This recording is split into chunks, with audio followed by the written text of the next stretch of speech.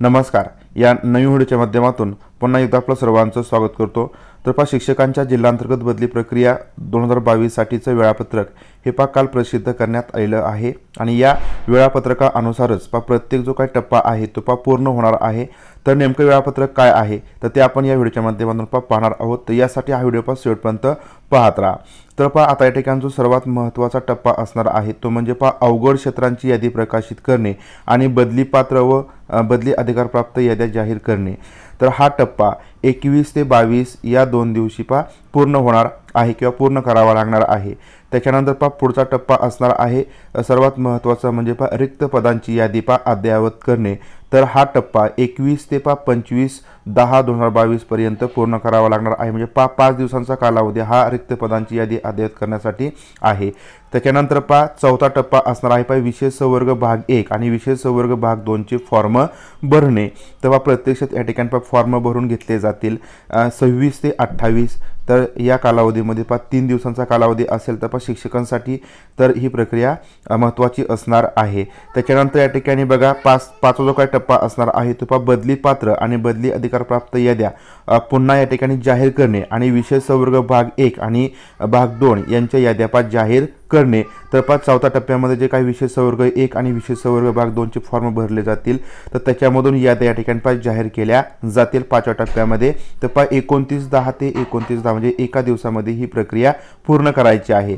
त्याच्यानंतर या ठिकाणी जर काही अपील करायची असेल वर जे काही ज्यांनी फॉर्म वगैरे भरलेले असेल संवर्ग 1 संवर्ग 2 मध्ये किंवा बदली पात्र बदली अधिकारप्राप्त यादी जाहीर केल्यानंतर तर या यादीवरती काही अपील करायची असेल तर शिक्षण अधिकाऱ्यांकडे ती अपील करता येईल.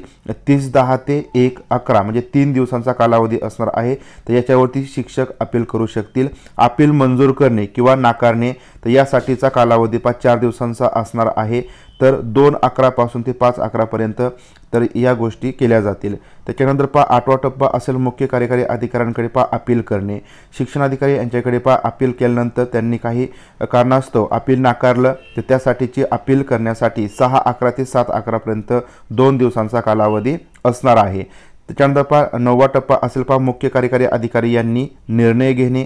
अपील केल्यानंतर 8/11 ते 10/11 3 दिवसामध्ये मुख्य कार्यकारी अधिकारी यांनी अपिलावरती निर्णय घ्यायचा आहे आणि जी अपीलची प्रक्रिया असणार आहे ती या ठिकाणी संपेल. आणि त्याच्यानंतर 10वा टप्पा असणार आहे तो म्हणजे बदली पात्र आणि बदली अधिकारप्राप्त विशेष संवर्ग भाग 1 व भाग 2 यांच्या याद्या पुन्हा जाहीर करणे. तर अशा प्रकारे अपीलची प्रक्रिया पार पडल्यानंतर पुन्हा एकदा विशेष संवर्ग भाग 1 बदली पात्र बदली अधिकारप्राप्त विशेष संवर्ग भाग 2 यांच्या याद्या पुन्हा प्रकाशित केल्या जातील. त्या 11/11/22 पर्यंत याद्या या ठिकाणी प्रकाशित केल्या जाणार आहेत.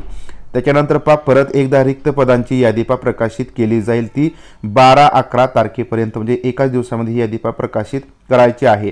आता या ठिकाणी बघा प्रत्यक्षात आपला बदली प्रक्रियेला सुरुवात होणार आहे ती म्हणजे 12व्या टप्प्यामध्ये ज्याच्यामध्ये विशेष संवर्ग भाग 1 साठी प्राधान्यक्रम भरून घेतले जातील. शिक्षकांसाठी ही सुविधा असणार आहे विशेष संवर्ग भाग 1 मधील ही 13 तारखेपासून सुरू होईल. 13/11 ते 15/11 3 दिवसांचा कालावधी हा विशेष संवर्ग भाग 1 साठी प्राधान्यक्रम म्हणजे 30 शाळा या ठिकाणी निवडण्यासाठीचा किंवा प्राधान्यक्रम भरण्यासाठीचा कालावधी असेल. आता या ठिकाणी विशेष संवर्ग भाग यांनी या ठिकाणी प्राधान्यक्रम भरून घेतले की विशेष संवर्ग भाग 1 चीच या ठिकाणी जी बदली प्रक्रिया आहे ती पूर्ण होणार आहे. तर ही प्रक्रिया सॉफ्टवेअर मार्फत या ठिकाणी पूर्ण होईल 16/11 ते 18/11/22 पर्यंत 3 दिवसांचा कालावधी तर हा संवर्ग 1 ची बदली प्रक्रिया पूर्ण करण्यासाठी दिला आहे. त्याच्यानंतर या ठिकाणी म्हणजे संवर्ग 1 ची बदली प्रक्रिया पूर्ण झाली की त्याच्यानंतर परत एकदा रिक्त पदांची यादी प्रकाशित केली जाईल. म्हणजे संवर्ग 1 मधून ज्या काही रिक्त जागा राहतील तर त्या रिक्त जागा या ठिकाणी परत एकदा प्रकाशित केल्या जातील. तर यासाठीचा कालावधी हा 1 दिवसांचा असेल. तर तो कालावधी 19/11 तर हा असेल. त्याच्यानंतर दुसरा टप्पा असणार आहे विशेष संवर्ग भाग 2 साठी प्राधान्यक्रम भरून घेतले जाणार आहेत. तर यासाठीचा कालावधी 3 दिवसांचा असेल 20/11 ते 22/11 पर्यंत. तर हे प्राधान्यक्रम संवर्ग 2 साठी असतील. आणि त्याच्यानंतर संवर्ग 2 चे प्राधान्यक्रम भरून घेतले की जी बदली प्रक्रिया असणार आहे संवर्ग 2 ची तर ती 3 दिवसामध्ये पूर्ण करून घेतली सॉफ्टवेअर मार्फत 23/11 ते 25/11 पर्यंत कालावधी असेल. त्याच्यानंतर परत एकदा संवर्ग 2 ची बदली प्रक्रिया पूर्ण झाली त्याच्यामधून ज्या काही रिक्त जागा राहतील तर त्या रिक्त जागांची यादी प्रकाशित केली जाईल 26/11 रोजी. त्याच्यानंतर 18वा जो का टप्पा असणार आहे म्हणजे या ठिकाणी संवर्ग 3चा जो काय टप्पा असणार आहे प्राधान्यक्रम भरून घेण्यासाठीचा, म्हणजे बदली अधिकारप्राप्त शिक्षकांनी प्राधान्यक्रम भरणे, तर हा टप्पा असेल 3 दिवसांसाठीचा 27/11 ते 29/11 पर्यंत संवर्ग 3 साठी या ठिकाणी प्राधान्यक्रम भरण्याचा चान्स असेल।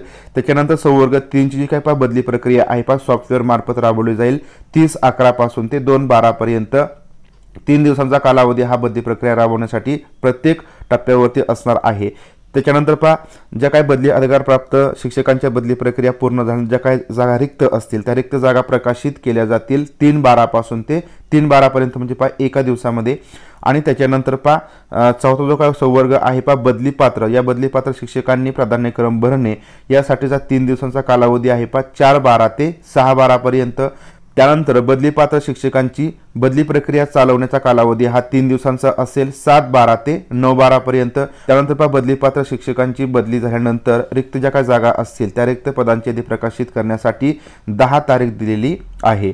नंतर पुढचा टप्पा आहे विस्थापित शिक्षकांच्या राऊंडसाठी प्राधान्यक्रम भरण्याचा, तो 11/12 3 दिवसांचाच। त्याच्यानंतर विस्थापित शिक्षकांचा राऊंड या ठिकाणी विस्थापित शिक्षकांसाठी बदली प्रक्रिया चालवणे, तर हा 14/12 ते 16/12 पर्यंत असेल, म्हणजे 3 दिवसामध्ये ही प्रक्रिया राबवली जाईल। आणि त्यानंतर विस्थापित शिक्षकांची बदली प्रक्रिया पूर्ण झाल्यानंतर ज्या काही रिक्त जागा राहतील तर त्या रिक्त पदांची यादी जाहीर करण्याचा कालावधी हा 17/12 हा 1 दिवसांचा असणार आहे। आता त्याच्यानंतर 27वा टप्पा असणार आहे बदली पात्र शिक्षकांची, म्हणजे बघा 10 वर्ष सुगम क्षेत्रात काम केलेले जे शिक्षक आहेत तर त्यांची यादी प्रसिद्ध केली जाईल ही 18/12 रोजी। त्याच्यानंतर अवघड क्षेत्रातील ज्या काही जागा रिक्त राहिल्या असतील त्या रिक्त जागा या बदली पात्र शिक्षकांची ज्यांनी 10 वर्ष सुगम क्षेत्रात काम केलेले शिक्षक यादी प्रसिद्ध केली जाईल, तर त्याच्यामधून या ठिकाणी या अवघड क्षेत्रातील रिक्त राहिलेल्या जागा भरल्या जातील। तर त्यासाठीचा या ठिकाणी हा राऊंड घेतला जाईल 19 ते 21/12 त्या 3 दिवसामध्ये।